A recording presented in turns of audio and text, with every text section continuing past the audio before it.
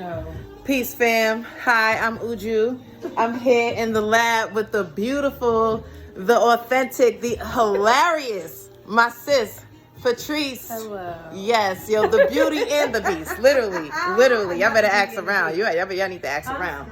But we are in here having a wonderful conversation. I had to pull out the phone because sis is dropping jewels, and we needed to capture this. Sis is dropping. Did you still got the idea that you were sharing? I was. Please hold the phone, sis, because I have to get your conditioner. Oh, okay. Yes, we need to do what we're doing, but What I was saying was, in 2024, to stand on business, you have to be disciplined.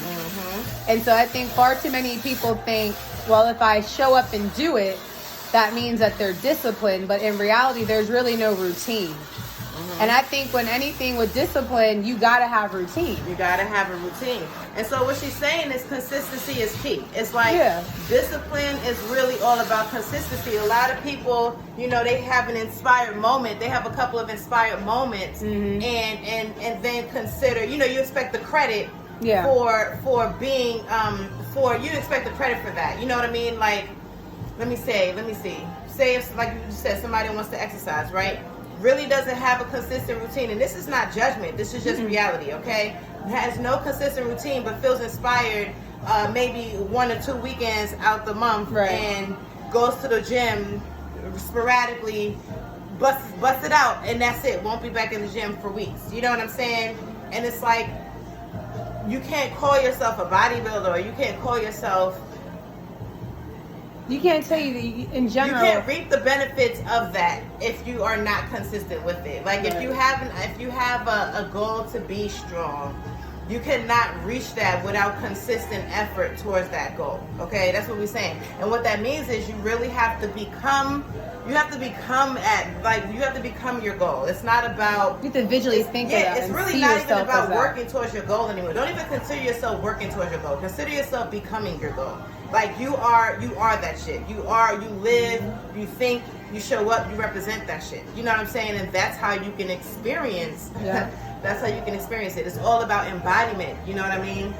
It's delayed gratification, and I think that gratification. That's what really pushes you, and that's how you become disciplined. If you use the example of like working out, like you're never going to see it. Yeah. But that delayed gratification, eventually you will. Yeah. But I think it's anything. You put in the work in earnest way before you see results.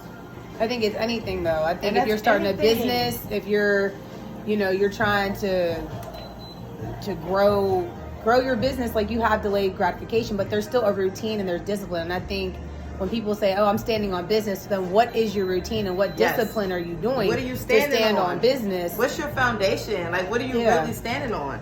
Because that matters. And I think that is that's something to really take into account, because the universe is very, like, this life is very exact. It's very mathematical, okay? It is cause and effect. There's no favoritism here. There's no luck here. It is cause and effect, okay? If you want to experience, I tell Chi this all the time. If you want to experience a certain effect, then you have to be intentional about the cause, okay? The effects is your experience. The cause are your decisions. So if you want to experience a certain effect, then you need to make decisions that will cause that effect. It is very mathematical. So that means if you want to experience the effects of being strong, then you need to make decisions to get up on a regular basis and work towards that. If you want to experience the effect of wealth, of good health, of positive relationships, of feeling good about yourself, then you need to make decisions that will get you towards that. I mean, it's really, and it's who you're surrounding yourself with. Because if you want to be wealthy,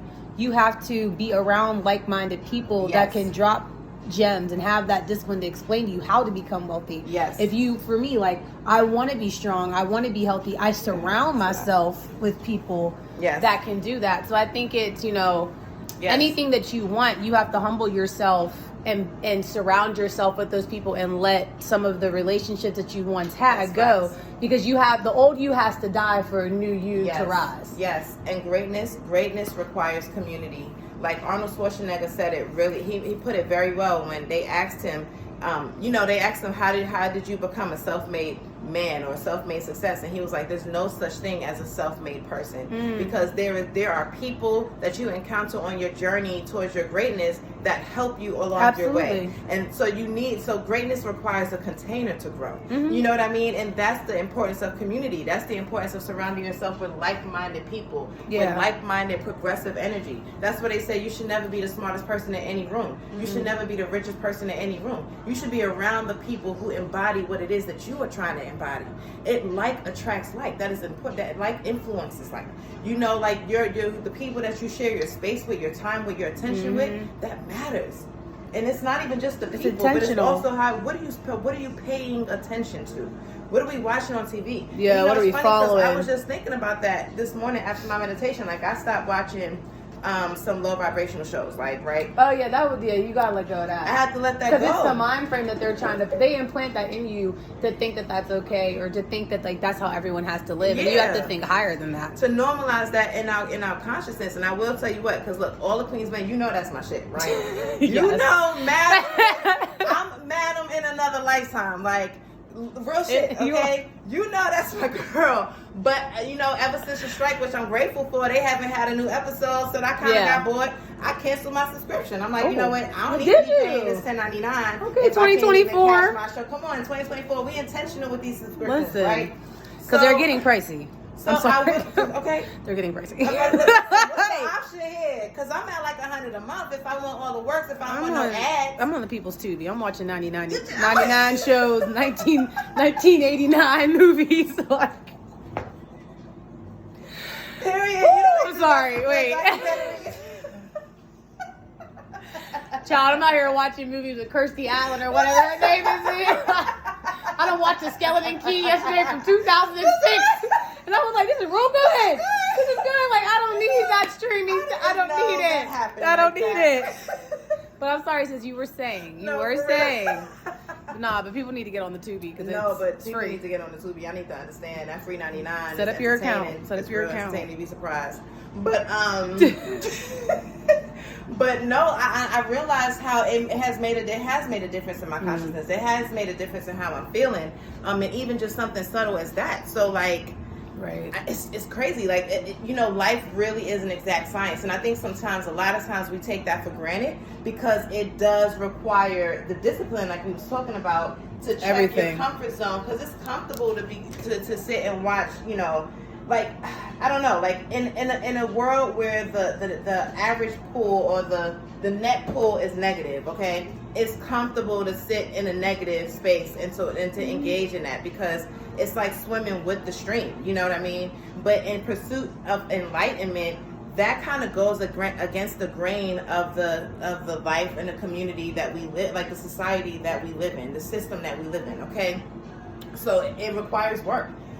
It requires effort. And I think a lot of people has to change. Yeah, like your mindset has to really embrace that. You have to be around. That's why I say all the time, it's like like-minded people, like with the journey that I'm on, like I keep certain people around me, and I've had to let go of people, and it's nothing personal, but it's one of those things where it's just like, you aren't going to be able to go where I'm trying to go. Yeah. So like, I got to let you go. Yeah, facts. We got to create some distance. Yeah. Like, I got to let you go because you're not gonna come with me. You know what I'm saying? Like, you're not going with me. So there's no point in keeping you around because we're going in a different direction. Yeah, you're in a different direction. And I think after a while, like, if someone's mindset's not where you're at, their negativity and their energy is going to constantly keep steering you to get around. Yeah, like, it's like if you're trying to heat your water, you cannot keep adding ice cubes to your water and expect it to get hot. Yeah, and like, you gotta stick with people that's in the same temperature as you. You know what I mean? Or that's getting hotter. Like, you can't, like you said, like, you can't, if you're trying to go up, you cannot keep moving with people that's going down. And people know, and like, I feel like people know those people, but I sometimes think that folks think that history means I have to stay with that person. History, and I think that the thing with history is that that's powerful. It's got, like, sometimes history can repeat. So how long are you going to be in this friendship or this relationship and the history of it is holding you back, where you can see someone and meet someone new from 4 years, like our friendship now, our relationship, 4 years as friends, and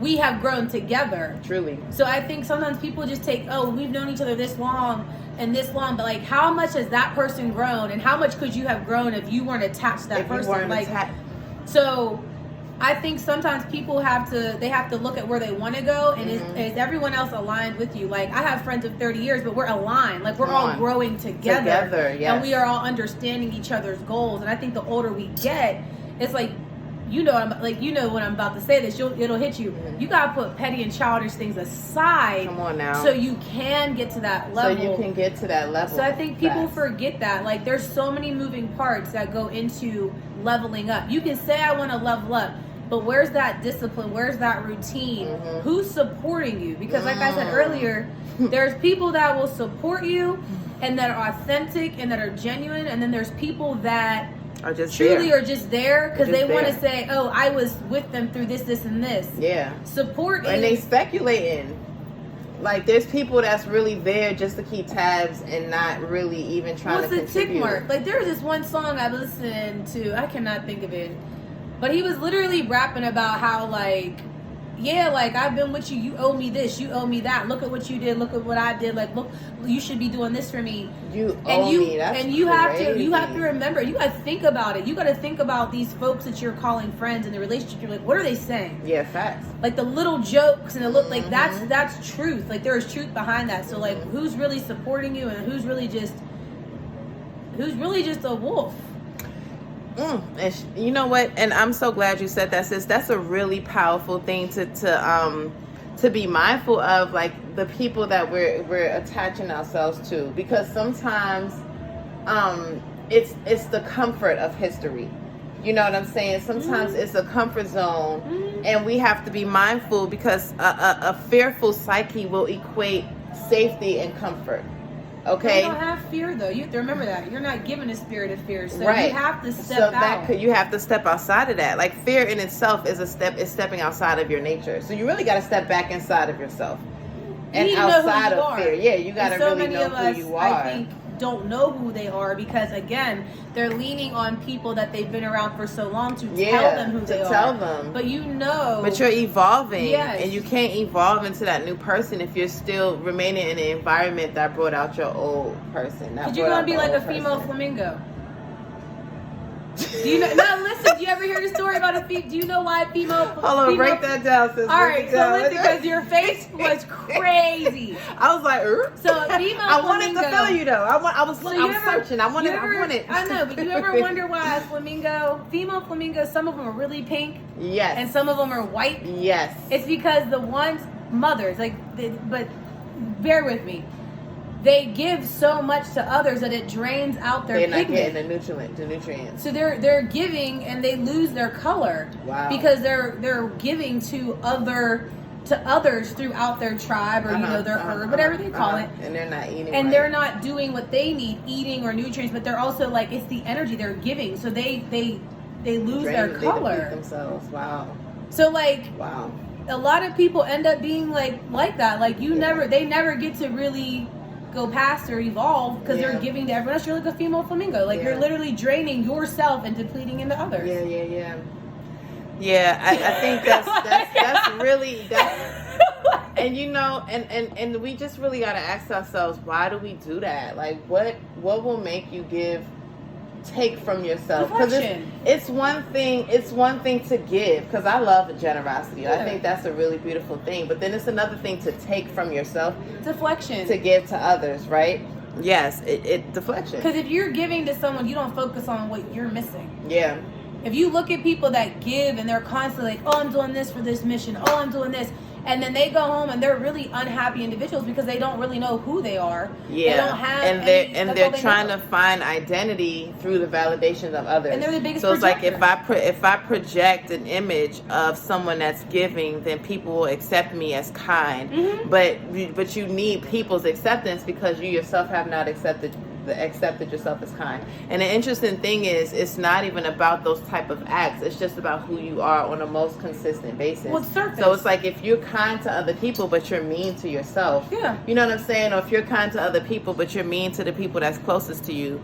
I'm not passing judgment because I get it, but there is room for introspection. You know what I'm saying? Like there's room for introspection and to really, like there's room for self-study. And to understand like why because there's more to that. It's not just what you're projecting. You're not that person that you're presenting. You're But I wonder how genuine those people are. So someone that's constantly giving but never giving to themselves, I truly wonder that, how genuine is it? Because you're filling a hole from giving, but you're not really, it never ends. So the genuine, what are you getting out of that? Or are you truly doing it for help? Or are you truly doing it for the glorification of that you're doing it? So it's for ego. It's interesting, but that's deep. At the end of the day, from our conversation, the biggest thing, we started off on goals. It's for 2024, it's standing on business. I can have 1,000 things that I want to talk about and do and have goals, but for me, standing on business is having my routine set and then becoming disciplined, getting disciplined, and then allowing, like you said earlier, allowing and welcoming what is for me. Because you know how I feel. I feel that God already has your story. It's how much you're going to allow and welcome. And are you going to let dead things lie? And I think that's how I'm going into my 2024 is just, I'm standing on business. Period. And all of that comes together. So people that are going in unhappy, or they're constantly complaining, or, their energy's off, or, they feel like people are against or attacking them. I don't want to be around that, because I feel like I'm finally at a point in life where that has happened, but I know how to get over it. Death has happened, and I know how to still rejoice with God and be thankful. That part. So that's powerful. It's discipline. It is. It's discipline for me. And I think there's a level of humility and gratitude, like you was mentioning earlier, that really, it's just so grounding. It really is just so grounding. That's a really good point, though. A lot of people aren't grounded, and that's everything. Figure out first of all, you got to figure out your foundation. And you got to figure out what grounds you. So that's your foundation. And a lot of people don't really have that. Yeah. What are you feeling like for yourself today? Well, let me wrap this up. Yeah. Thank you for watching, everybody. Because we're about to keep going. So we just wanted to share this snippet of our conversation, and just to encourage people moving into 2024 to just be intentional about what it is that you want. We danced around a lot. We talked about a lot of different topics, but it all boils down to like Patrice said, standing on business. Practice what you preach. If what do you really want? And let's get intentional about making decisions so that you can get there. Period. It's 2024. We stepping into sovereignty. It's time. It's time for everybody. Let's do this. Thank you for watching, everybody. Peace.